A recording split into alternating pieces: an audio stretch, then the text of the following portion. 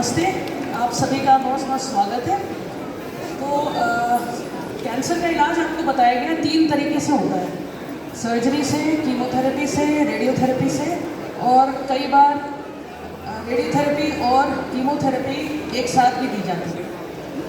तो अब ये है कि आपको किसी भी एक ऑन्कोलॉजी विभाग में जाके जब आपको लगे कि कोई भी लक्षण बहुत समय से आपके हैं, या आपके बिना किसी कारण के वज़न कम हो रहा है, या बिना किसी कारण के आपको भूख नहीं लग रही है, या बिना किसी कारण के आपको उल्टियाँ बार बार हो जा रही हैं और कुछ समझ में नहीं आ रहा क्यों हो रही है, और आपको समझ में नहीं आ रहा कि ऐसा क्यों है, कोई इन्फेक्शन निकल के नहीं आ रहा है, और बुखार बना हुआ है, बहुत लंबे समय से आता है और चला जाता है, और हड्डियों में दर्द होता है, इस टाइप के लक्षण हो कभी भी, तो सोचिए कि हो सकता है कि कैंसर हो और आपको अपने डॉक्टर से मिलना चाहिए।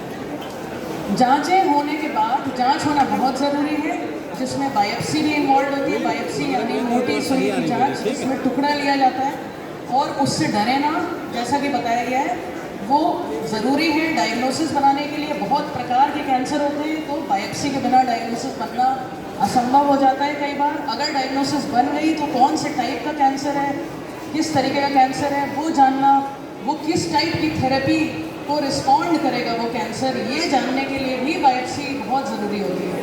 तो अगर आपसे कहा जाए कि आपको कोई डॉक्टर भी अगर बोले, मान लीजिए KGMU के अलावा बाहर अगर ज़रूरत लगे तो सीधे बायोप्सी कराइए, FNAC मत कराइए, क्योंकि FN नीडल जाती है उसमें, उसके बाद दोबारा आप KGMU आएंगे, कई बार आपको विशेषज्ञ हम लोग कहेंगे कि बायोप्सी कराओ, तो 2 बार सुई जाए, उससे अच्छा मोटी सुई से अच्छा टुकड़ा लेके एक ही बार में जांच हो जाए। तो इसलिए बायोप्सी ज़्यादा ज़रूरी और ज़्यादा बेहतर जांच है कैंसर की FNAC के ऊपर। कुछ सिचुएशन ऐसी होती है जिसमें बायोप्सी संभव नहीं होती, बायोप्सी बहुत रिस्की होती है, या कभी कभी कुछ ज़्यादा हो नहीं सकता तो FNAC ही करवाई जाती है, वो बात अलग है। इसके अलावा आपको ये जानना बहुत ज़रूरी है, जैसा कि बताया गया, कि एक अच्छी जीवन शैली आपका कैंसर को नहीं होने देगा। अच्छी जीवन शैली में सब कुछ आता है, सर से लेकर पैर तक, यानी कि सबसे पहले एक अच्छी सोच होना।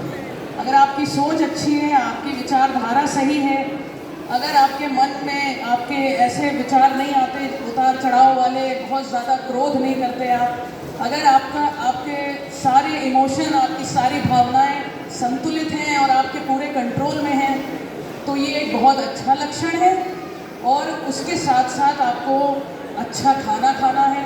सोच के बाद मुंह पे आइए, मुंह से आप याद रखिए कि आपको अच्छा खाना के मतलब नॉनवेज नहीं खाना है। किसी भी प्रकार का नॉनवेज कैंसर के लिए खराब है। कोई भी स्टडी ऐसा नहीं कहती कि अगर नॉनवेज खाया जाए तो उससे बड़ी ताकत आएगी, ऐसा कुछ भी नहीं है।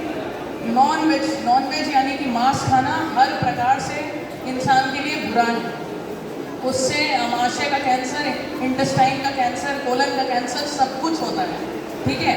तो नॉनवेज तो बिल्कुल अपनी डाइट से हटा दीजिए। दूध का सेवन भी बिल्कुल संतुलित मात्रा में करिए। ये नहीं कि सिर्फ दूध पे दूध ही पिए जा रहे हैं और कुछ भी और नहीं खा रहे हैं, या मलाई खाए जा रहे हैं, ये सब नहीं। दूध 1 गिलास दिन भर में अगर पीना है तो मलाई हटा के पीजिए। चीनी का सेवन कम कर दीजिए। जितने भी कैंसर मरीज हैं सबके लिए एक एडवाइस अगर सबसे बड़ी है तो वो ये है कि चीनी का सेवन पूरी तरह से कम कर दीजिए। इंडिया जो है वो डायबिटीज़ कैपिटल तो है ही, और अब बहुत शीघ्र कैंसर की कैपिटल बन जाएगी वर्ल्ड की, और उसका सारा श्रेय चीनी को जाता है। और जो घी, तेल, मिर्च मसाला, नॉनवेज, चीनी, फास्ट फूड, ये सब चीज़ें आप खुद सोचिए, फास्ट फूड हमारे खाने का हिस्सा था ही नहीं कभी भी। हिंदुस्तान में कभी भी फास्ट फूड पहले नहीं खाया जाता था। फास्ट फूड यहाँ बाहर के लोग लाए। इस देश के खाने में मांसाहार भी नहीं, कैंसर प्रोड्यूस कर रहे हैं, और साथ ही ये मन के विकार भी प्रोड्यूस कर रहे हैं। लोगों के अंदर आक्रोश, लोगों के अंदर गुस्सा, असंतुलित बिहेवियर, ये सब जो है, ये सब गलत खाने का नतीजा है। उसके साथ साथ वो तो बताया ही दिया है आपको कि सारे तरीके के नशे खराब हैं। नशा तो नहीं करना है, वो तो सबको पता ही है, लेकिन फिर भी लोग करते हैं। जैसा मैडम ने कहा, जान के भी लोग करते हैं। जो चीज़ें आप 15-20 दिन में देखेंगे, अगर आपके कैंसर भी हो गया है तो वो भी कंट्रोल में आने लगेगा। ये नहीं कि बहुत बढ़ा के लाए हो कैंसर और फिर बहुत उम्मीद रख रहे हो। ये आपको कैंसर को बिल्कुल आरंभिक अवस्था में जब आपके ये सब लक्षण हो कि आपका बिना किसी कारण के बुखार, बिना किसी कारण के वजन का कम होना, उल्टियाँ होना, पीलिया होना जो कि समझ में नहीं आ रहा है किस कारण से हो रहा है। पीलिया अगर पथरी से नहीं हो रहा तो हो सकता है पीलिया कैंसर से हो रहा है। नॉर्थ इंडिया में मुंह का कैंसर तो है ही बहुत ज़्यादा। पित्त की थैली का कैंसर नॉर्थ इंडिया में बहुत ज़्यादा है और पित्त की थैली का कैंसर बहुत चीज़ों से रिलेट किया गया है। उसमें सबसे इम्पॉर्टेंट है, अगर आप सफाई से बना खाना खाएंगे तो टाइफॉइड नाम की बीमारी नहीं होगी। पित्त की थैली का कैंसर कहीं ना कहीं टाइफॉइड नाम की बीमारी से लिंक है और वो खराब खाना और खराब पीने से लिंक है। तो इसलिए पानी में अगर जो हम लोग की जो सीवर लाइन अगर वो सब खुल जाती हैं, अगर जो पीने का पानी है अगर वो आपका शुद्ध नहीं है तो भी आपको तरह तरह के बैक्टीरियल इन्फेक्शन हो सकते हैं और उनसे आपको आगे जाके कैंसर भी बन सकता है।